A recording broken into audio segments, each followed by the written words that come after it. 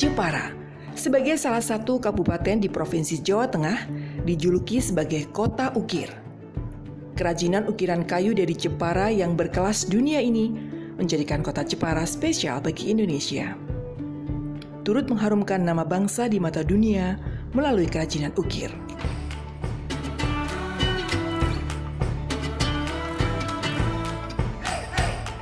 Di Kabupaten Jepara, kita dengan mudah menemukan para pengrajin ukiran yang keberadaannya tersebar merata hampir di seluruh kecamatan di Jepara. Itulah mengapa kota Jepara dijuluki sebagai Kota Ukir.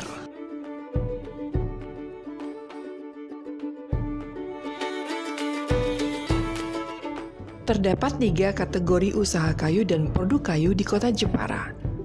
Usaha dengan kategori industri jumlahnya mencapai 309, kategori menengah sebanyak 871, dan terbanyak adalah industri kecil, jumlahnya mencapai 14.091 unit usaha.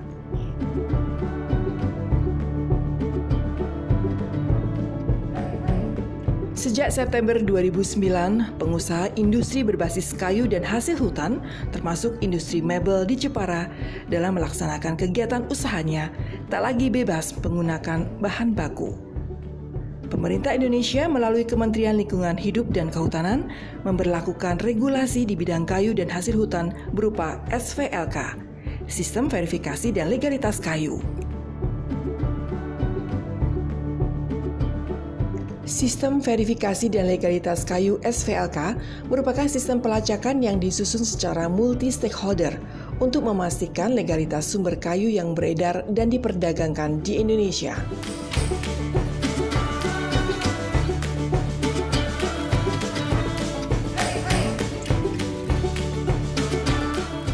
Sistem verifikasi legalitas kayu diterapkan di Indonesia untuk memastikan agar semua produk kayu yang beredar dan diperdagangkan di Indonesia memiliki status legalitas yang meyakinkan. Begitu pula konsumen di luar negeri tak perlu lagi meragukan legalitas kayu yang berasal dari Indonesia. Unit manajemen hutan tidak khawatir hasil kayunya diragukan keabsahannya. Industri berbahan kayu yakin akan legalitas sumber bahan baku kayunya sehingga lebih mudah meyakinkan para pembelinya di luar negeri. Sistem verifikasi dan legalitas kayu ini tujuannya untuk mendorong para pelaku industri mebel di Indonesia memiliki sertifikat legalitas kayu yang dapat meningkatkan daya saing produk kerajinan yang diproduksi, memperluas pangsa pasar ke negara-negara seperti Eropa dan Amerika yang mensyaratkan adanya sertifikat legalitas kayu. Selain itu, SVLK memiliki manfaat yang luas bagi pengusaha di sektor industri berbasis kayu dan hasil hutan.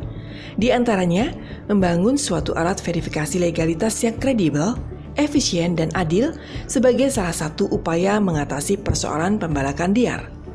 Memperbaiki administrasi tata usaha kayu hutan secara efektif, menghilangkan ekonomi biaya tinggi, dan peluang untuk terbebas dari pemeriksaan yang menimbulkan ekonomi biaya tinggi.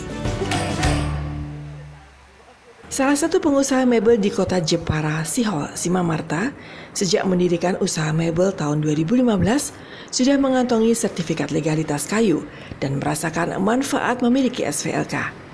Tanpa itu, ia tak bisa melakukan ekspor mebel. Tentu itu akan berpengaruh signifikan terhadap penjualan kita, karena tanpa itu kita tidak bisa jual barang kita ke luar negeri. Kita perusahaan di luar atau barang kita tidak bisa di ship out, dikirimkan, dan juga sampai di negara tujuan tentu tidak bisa diterima karena tidak ada fee legal, ataupun di Eropa dikatakan flekti tadi. Jadi di dalam secari kertas tadi ada 3 kertas, lembaran pertama, 2, dan 3 yang akan kita kirim ke luar negeri itu yang akan mereka gunakan untuk rilis kontainer dari pelabuhan.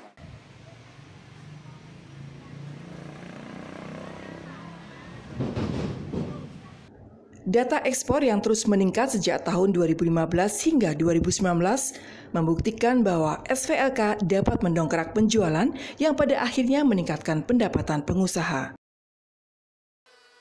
Selain meningkatkan penjualan dan pendapatan, pengusahanya sendiri juga terbebas dari tuduhan praktek illegal logging dan illegal trading. Bahkan dengan mengantongi sertifikat legalitas kayu, membawa kebanggaan tersendiri bagi sang pengusaha.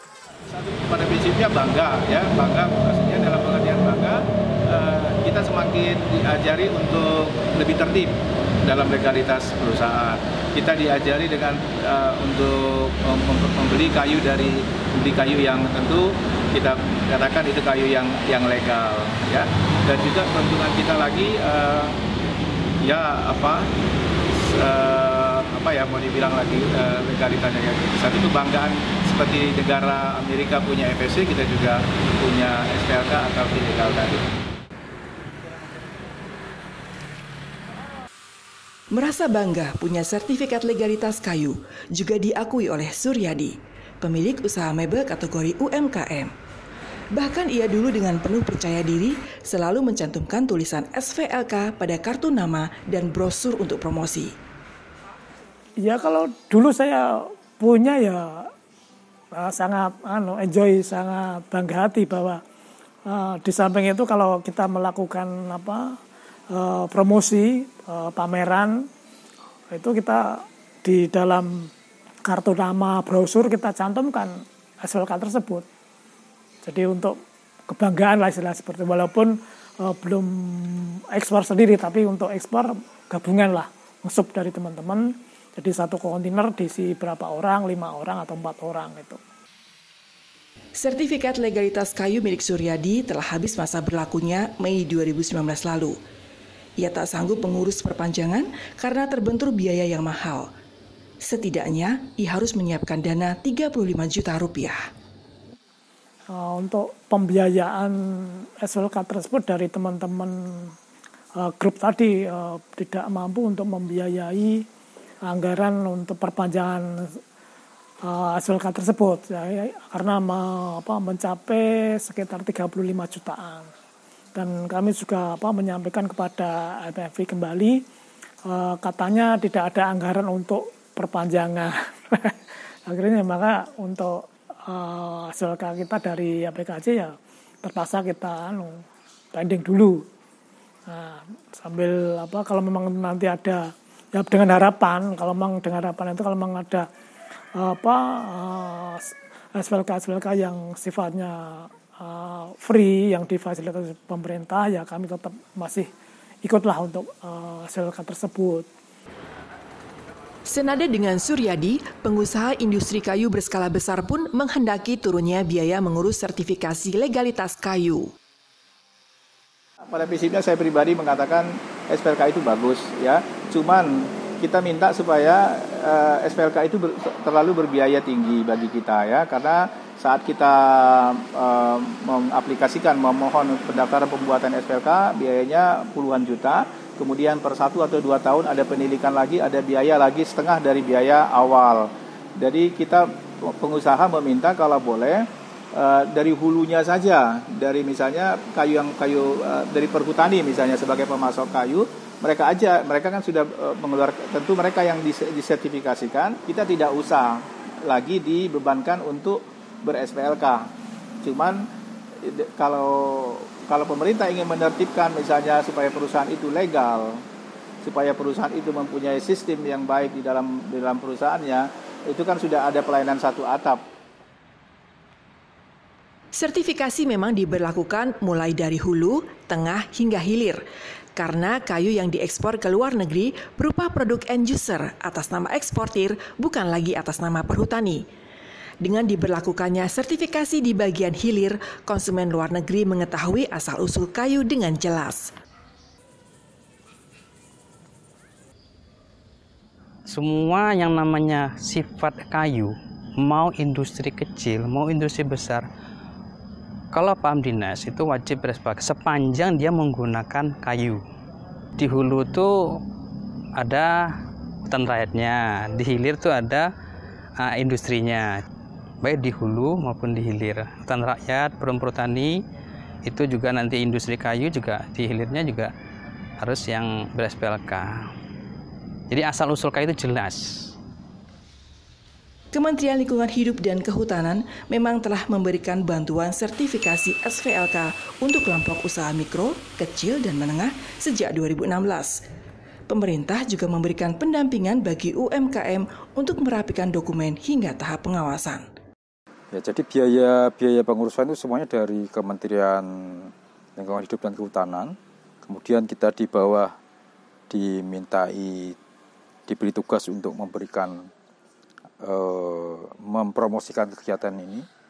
Kemudian mereka yang bersedia akan kami daftar dan kami teruskan aplikasinya kepada Kementerian Lingkungan Hidup dan Kehutanan.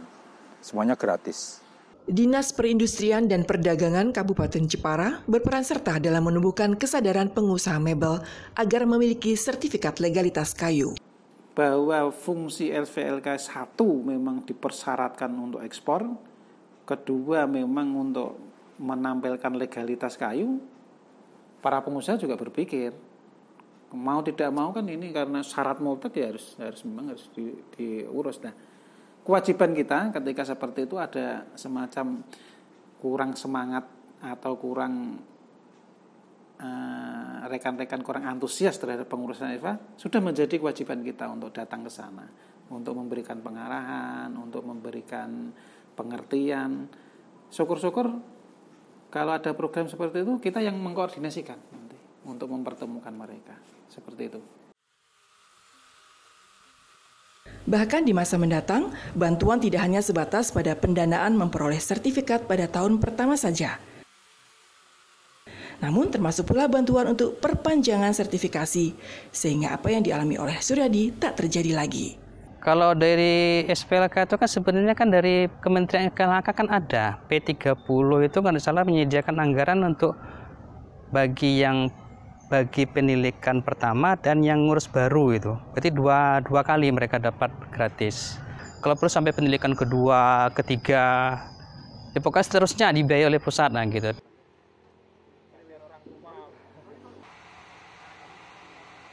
Meningkatnya nilai ekspor dari tahun ke tahun memacu semangat para pengusaha UMKM untuk memiliki sertifikat legalitas kayu agar mereka dapat melakukan ekspor secara mandiri.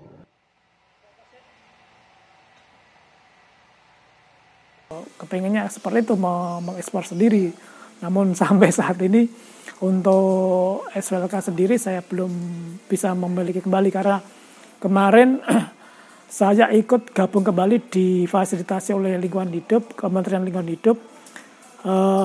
Ternyata kemarin saya kendala di dalam SPPL.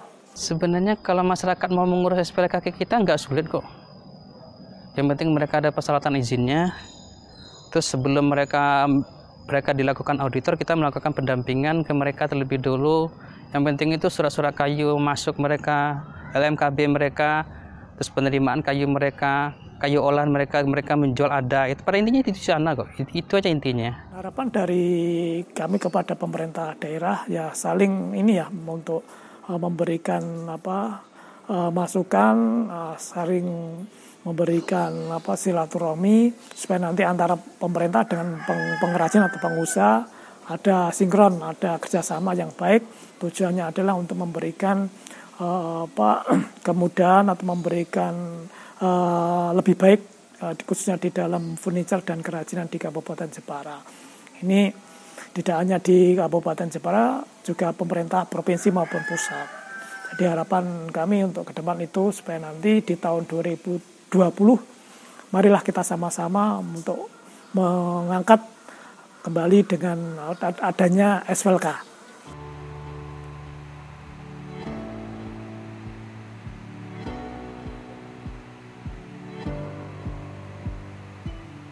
Nilai ekspor yang terus meningkat setiap tahunnya menjadi bukti nyata SVLK punya peran penting dalam mengembangkan penjualan, yang berarti pula meningkatkan pendapatan pengusaha UMKM dan pada akhirnya turut memajukan kesejahteraan mereka.